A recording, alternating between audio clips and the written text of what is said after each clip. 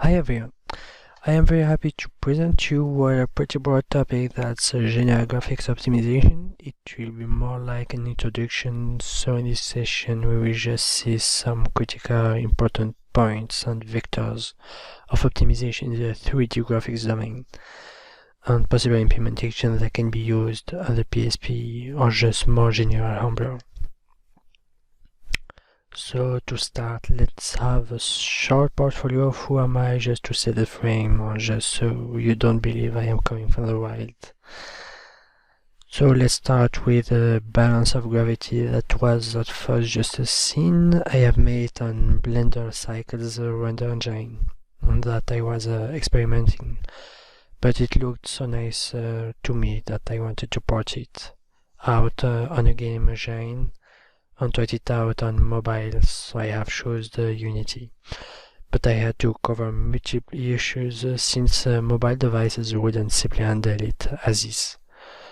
And so had to apply several optimization tricks, like for example pre-rendering it, use light maps, optimize dual cores, but we will see these methods further in this presentation. And finally, I have helped getting Pixar renderment features working on Blender using an open source implementation. If we don't know already, Rendermind, the rendering engine that is behind most of the famous Disney animation movies, and so it was mostly getting a good implementation of the physically realistic Disney shader under the shader node system, by leaning to the physically based shading theory, which is mostly material physics. So let's start with the actual topic, introducing graphics. So before to get to the gist, let's see the two most popular ways of rendering. The first is rasterization, where triangle data is just transformed as matrix trigonometric transformations to be able to be drawn on the camera view plane, which is pretty performant compared to the second one, which is ray tracing, where rays coming from the camera are simulated to go everywhere in the scene. And in case of collision of objects, these rays get reflected to other objects, explaining, for example, the nice-looking reflections. However, as you wonder, despite its photorealism, it does use way too much computational power to be even considered for real-time rendering. And well, as much as I would like to explain more in details the rendering process, unfortunately time and topic doesn't allow us, so let's see next. We start with dual core sorting and batching that can be very effective in some situations. We have here two render curves, one not ordered and one obviously ordered. As you can see on the first example, we get 5 draw cores. Draw cores are simply a core from the CPU to render something like render draw hair.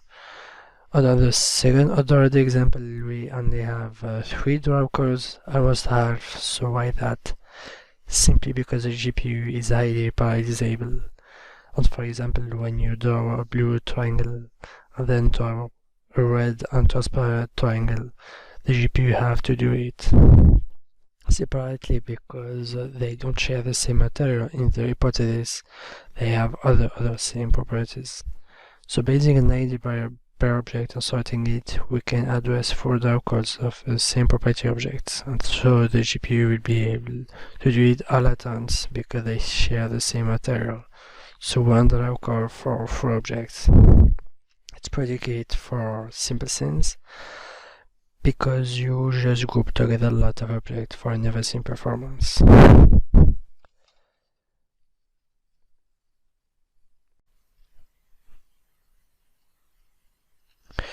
Now let's discuss light baking.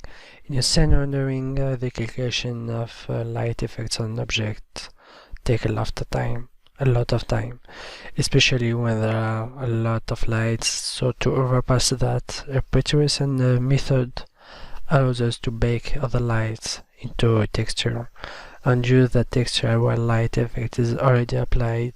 And the best thing is that you can bake that light by using ray tracing renderers, which produce a realism you can never get in real time. The only bottleneck is that this method can only be used on static objects, because the texture where the light is static and so its influence is static, and that most of the time the texture generated are pretty large, so you need to atlas them and to compress them a lot.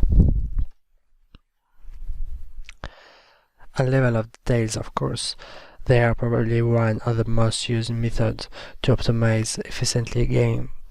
Basically, multiple versions of one object are made, and they are used depending on how far and that object is far from the player. More the player is far from that object, more the object will be less detailed, hence the name level of detail. That method can be used for all types of objects in a scene, but it really does the difference on large environments. That takes a lot of computational power to render. For example, SSX and Tau use the level of detail design for mountains, and especially for mountains, so the player can always have a global view on its environment and not directly the skybox. And yeah, no, you definitely shouldn't waste your memory. It is already when the textures takes a lot of place in RAM or any other memory just because they can be in any way procedurally generated. Not like, for example, terrains that can be described by map basic curves. For that, compression is the best solution. To hopefully still use textures, a bland world wouldn't be very exciting, and have an acceptable size on memory. Multiple algorithms exist for this method, but the PSP uses a pretty efficient algorithm developed by S3 Graphics, and despite its age, that at the time of Transform Lighting Graphics made graphics cards, except for if the engine used to create the game has its own way to compress textures. But it wouldn't be hardware accelerated, so that would be a bummer. And now we have spoken how to exploit efficiently the hardware, but did we thought about optimizing the hardware itself? Optimizing hardware is a huge concern because it's the part that consumes the energy, and we know how much it's critical on handheld consoles such as the PSP to save energy for maximum autonomy. It isn't fun to recharge it every 5 minutes, not fun at all, so it's only very recently with smartphones and mobile games that the industry really started to think about this matter. And it has been found that logarithmic arithmetic is far more efficient than the normal arithmetic. Any operation, when converted to a logarithmic approach, gets incredibly simplified. For example, multiplication become additions and divisions become subtractions that can be calculated very easily by current arithmetic units.